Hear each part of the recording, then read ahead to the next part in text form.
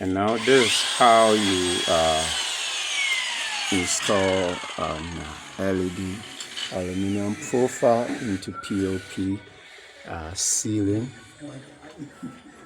You will need an Omega. That is what we use for plasterboard ceiling. You will need this for some kind of a design, and fortunately for us, we are using an LED profile, aluminum profile, that is of the same size as this Omega. In that regards, this is what they used to mold a design. They did a mold before installing the LED aluminum profiles.